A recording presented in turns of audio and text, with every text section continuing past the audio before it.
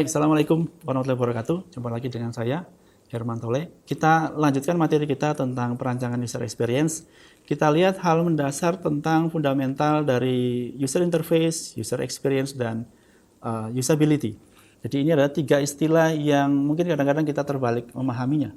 Jadi bagaimana kita melihat perbedaannya, UI dan UX, dan melihat juga aspek usability, serta user experience honeycomb.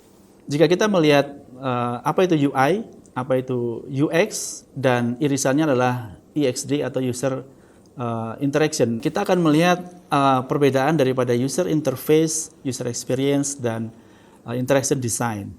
Pada gambar ini bisa dilihat bahwa user interface adalah apa yang terjadi di layar dari perangkat kita, apakah layar komputer atau layar smartphone misalkan. Itu adalah interface, user interface, tampilannya. Sementara apa yang terjadi di antara layar itu yang dilakukan oleh user, maka user akan melakukan satu interaksi yang kemudian menghasilkan experience.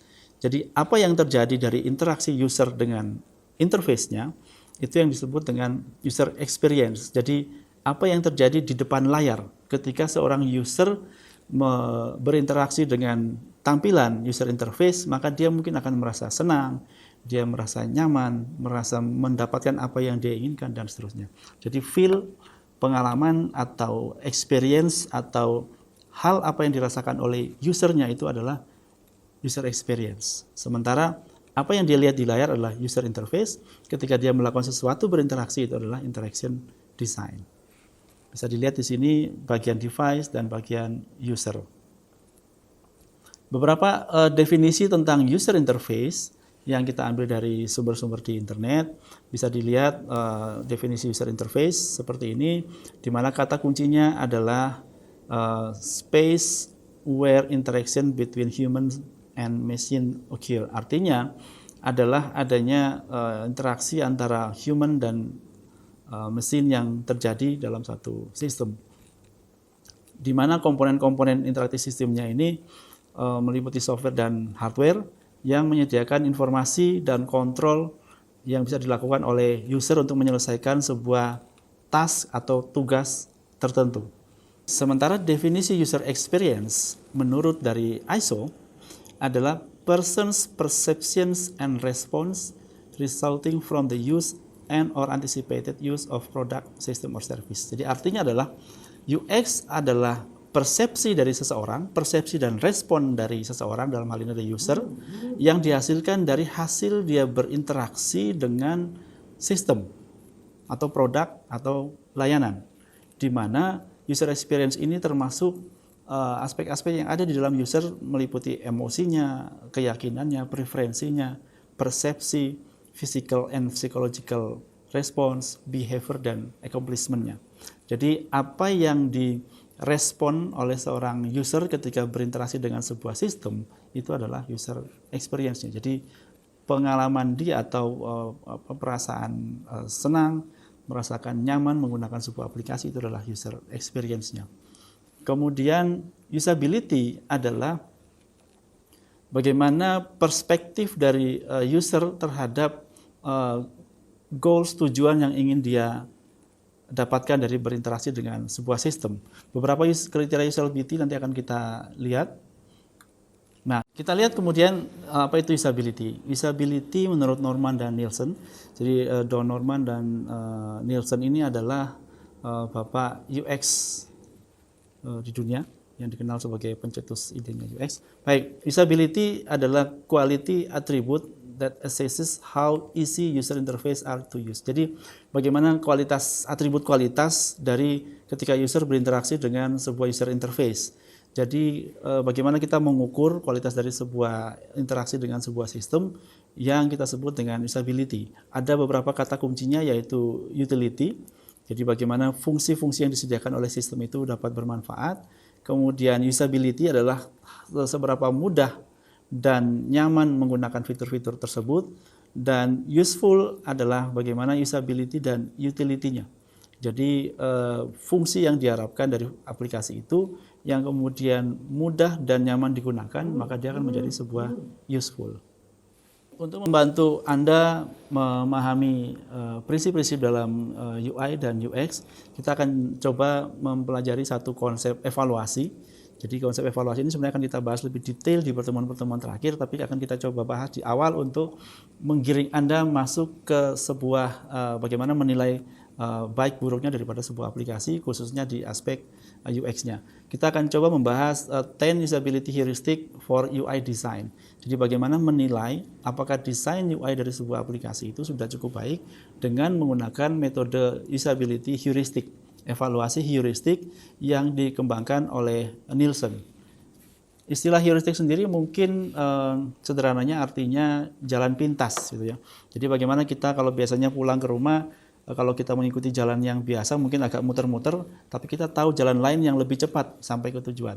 Jadi artinya bagaimana kita mengevaluasi di sini user interface dari sebuah aplikasi untuk mendapatkan aspek usability-nya dengan cepat, langsung melihat ke hal-hal yang biasanya jadi permasalahan dalam kita membangun sebuah aplikasi. Artinya kalau 10 hal ini bisa dipenuhi dengan baik, maka aplikasinya dipastikan juga memiliki usability yang baik. Nah, kita mulai yang pertama, adalah visibility of system status. Artinya, sistem menginformasikan apa yang sedang terjadi di dalam sistem. Saya beri contoh misalkan di Google Drive, ketika Anda mengupload file, maka Anda bisa melihat, oh saat ini proses filenya sedang terupload. Atau kalau filenya tidak terupload, maka informasinya juga jelas. Misalkan simbol atau tanda filenya sedang di-upload ini terlihat atau tidak terlihat atau sedang tidak berfungsi. Itu adalah visibility of system status. Artinya sistem memberitahukan apa yang sedang terjadi kepada user sehingga dia bisa tahu apakah proses ini bekerja atau tidak.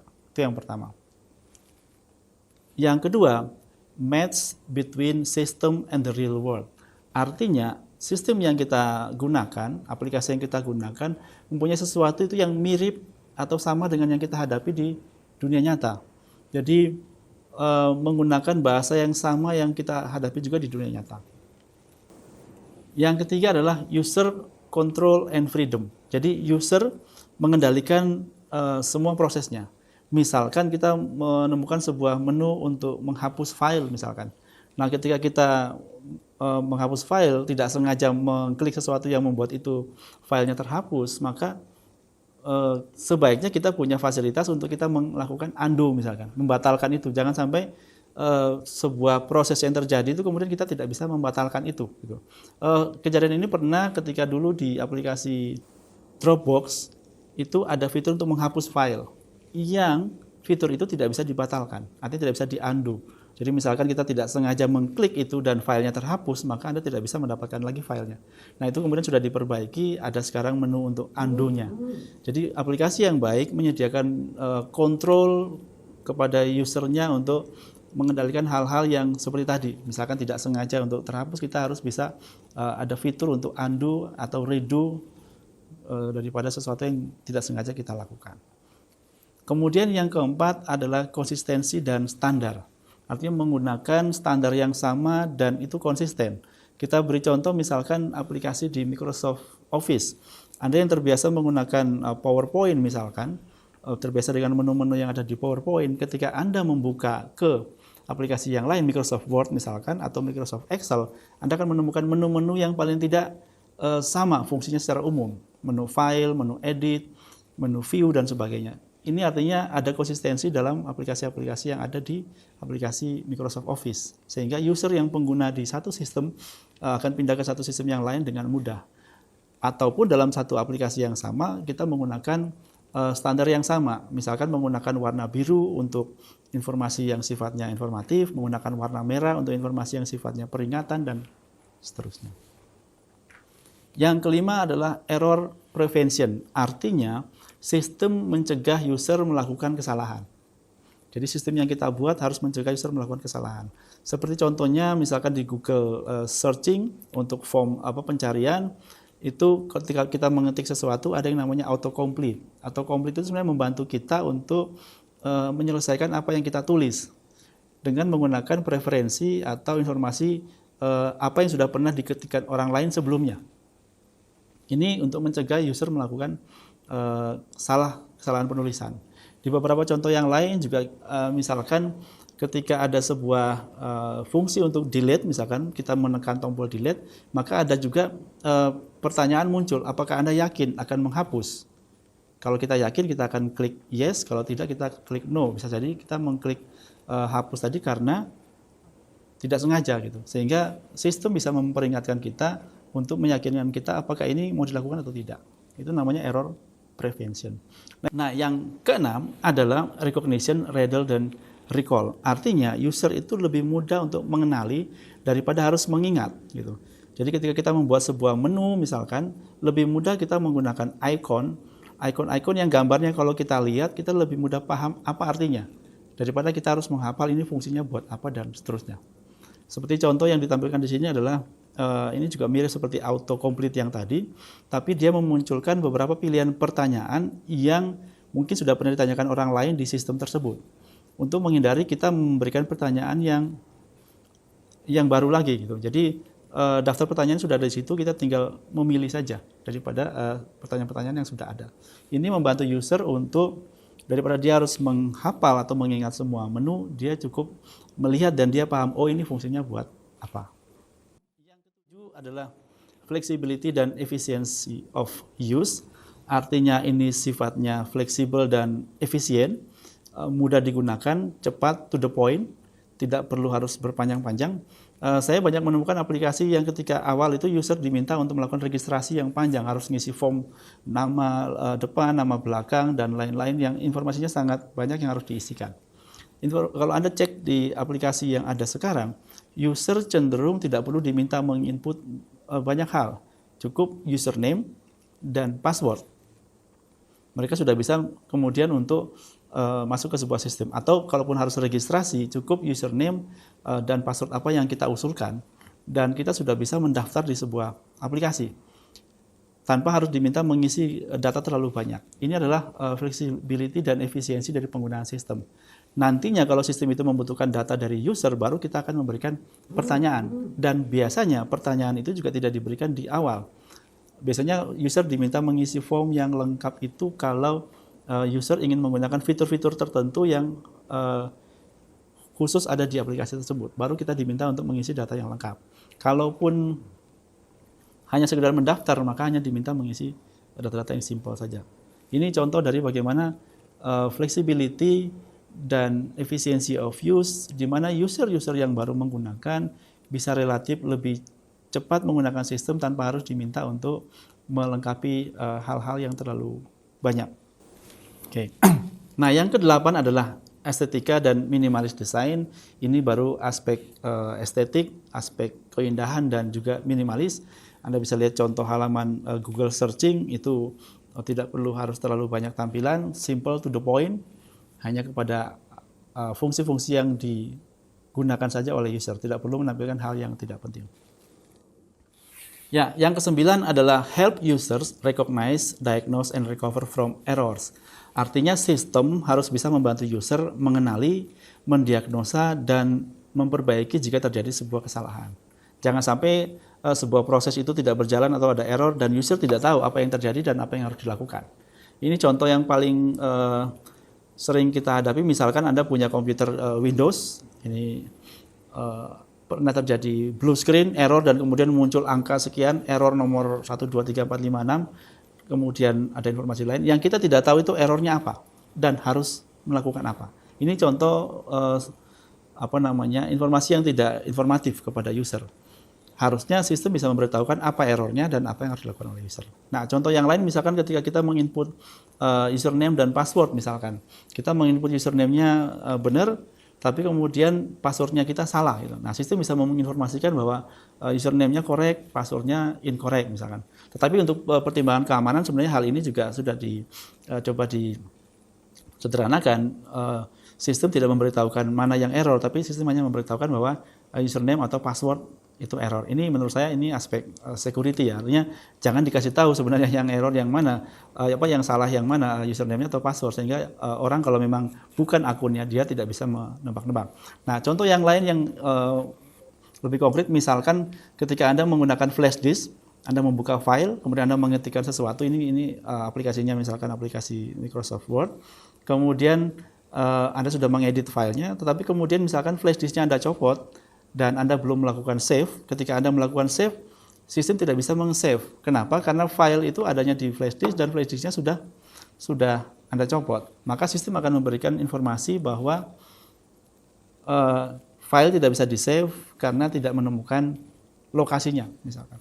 Nah, sistem yang baik itu memberitahukan errornya karena apa? Errornya karena sistem tidak bisa meng-save karena file sumber asalnya sudah tidak ditemukan. Jadi ada aspek membantu user untuk mengenali, mendiagnosa, dan memperbaiki masalahnya. Biasanya ada tambahan informasi untuk misalkan flash disknya dipasang lagi untuk bisa mengakses filenya. Nah, yang terakhir, yang ke-10 adalah help and documentation. Aplikasi yang baik, aplikasi yang bagus sebaiknya juga melengkapi dengan help dan dokumentasi yang mudah diikuti. Artinya ada fungsi-fungsi tertentu yang jika user itu kesulitan, maka dia akan menemukan help-nya dan dokumentasi untuk bagaimana melakukan itu. Baik, jadi itu adalah 10 aspek usability yang diuji menggunakan usability heuristic for UI design. Nah, 10 aspek ini akan saya jadikan satu tugas awal untuk Anda coba menemukan sebuah aplikasi dan Anda lakukan evaluasi usability heuristic. Informasi detail silakan dipelajari pada informasi yang akan disampaikan secara terpisah dari materi ini. Baik, aspek usability menurut ISO 9241 ada 3 hal sebenarnya, effectiveness, efficiency, dan satisfaction. Artinya usability atau bagaimana user menggunakan user interface dan interaksi dari aplikasi itu harus memenuhi effectiveness, artinya dia efektif sesuai dengan tujuan yang diharapkan dari penggunaan aplikasi itu. Yang kedua, dia efisien, seberapa cepat user menemukan atau menyelesaikan tugas tersebut. Dan yang ketiga adalah satisfaction, user puas terhadap apa yang dia gunakan. Usability yang lain menurut Norman dan Nielsen ada 5 aspek, yaitu learnability, efficiency, memorability, errors, dan satisfaction. Kalau tadi menurut ISO ada 3, maka menurut Norman dan Nielsen ini ada 5 aspek, yaitu learnability, seberapa cepat orang bisa belajar menggunakan sebuah aplikasi. Artinya sebuah aplikasi baru Anda install dan Anda langsung tahu, oh ini menunya buat apa, ini menunya buat apa. Kita cepat untuk mempelajari. Kenapa bisa seperti itu? Karena desain tampilannya mirip-mirip dengan aplikasi lain yang sudah pernah kita pelajari misalkan, atau sudah pernah kita gunakan. Nah, aspek yang kedua, efisiensi, sama dengan yang tadi adalah seberapa cepat dia sampai ke tujuan kita. Jadi misalkan Anda punya aplikasi Instagram gitu, kita mau memposting sebuah foto, menunya nggak perlu banyak macam, tinggal kita tekan menu yang di tengah untuk kita buat posting, kemudian kita ambil foto, kita edit, kita posting, selesai. Jadi tidak perlu harus terlalu banyak menu yang harus kita klik untuk bisa menyelesaikan tugas itu. Kemudian memorability, artinya seberapa mudah kita mengingat menu-menu yang ada, sehingga kita menggunakan lagi, kita bisa cepat memahami apa fungsi-fungsi dari menu-menu tersebut. Yang kemudian keempat adalah errors, artinya dia seberapa baik sistem bisa membuat user terhindar dari error, kemudian juga bagaimana merecover ketika terjadi error, dan yang aspek kelima adalah satisfaction, seberapa nyaman user menggunakan desain tersebut. Nah, usability yang lain ada juga yang menggunakan istilah 5E. 5E. Ini yang mungkin lebih mudah untuk kita ingat. Yang pertama adalah efektif, kemudian efisien, engaging, easy to learn, dan error tolerant. Jadi sebuah sistem interface yang baik dan memiliki usability yang baik jika dia memiliki 5E ini. Yang pertama efektif, artinya sesuai dengan tujuan penggunaan daripada aplikasi itu. Yang kedua dia efisien, artinya cepat menyelesaikan tugasnya, tasknya, tidak terlalu banyak menu yang digunakan. Yang ketiga dia engaging, artinya enak dilihat, tampilannya menarik, nyaman untuk digunakan. Yang keempat adalah dia easy to learn, Anda melihat aplikasi itu dan Anda cepat untuk bisa memahami menu-menu apa yang ada di situ. Dan yang kelima adalah error tolerant, sistem memberitahukan Anda jika terjadi error dan bagaimana mengatasi jika terjadi error. Ini 5E dari aspek usability. Jadi materi hari ini kita sudah membahas sekilas tentang apa itu user interface, apa itu usability, dan apa itu user experience secara umum. Untuk mendapatkan experience atau pengalaman yang baik ketika kita menggunakan sebuah aplikasi, user menjadi nyaman, senang menggunakan sebuah aplikasi, maka aspek user interface-nya harus dibuat dengan baik. Nah, aspek user interface ini akan memberikan satu interaksi kepada user, di mana user akan mendapatkan aspek-aspek yang kita sebut dengan usability aspek.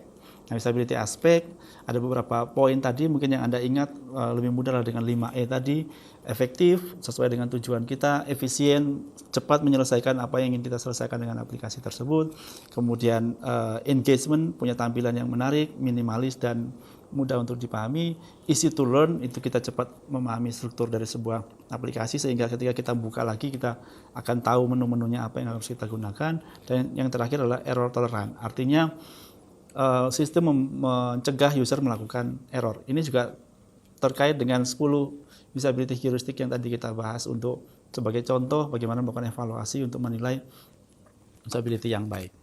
Pada pertemuan kali ini dengan memahami UX, usability dan UI, maka harapannya menjadi pengantar untuk nanti kita akan membahas lebih detail bagaimana menghasilkan aplikasi dengan memiliki UX yang baik. Jadi tujuan dari kita mempelajari materi ini adalah kita mampu merancang sebuah user experience yang baik dari sebuah aplikasi. Apa saja yang harus dipenuhi, kita mungkin bisa mengacu ke usability-nya.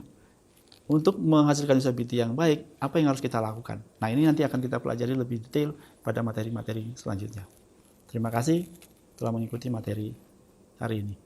Assalamualaikum warahmatullahi wabarakatuh.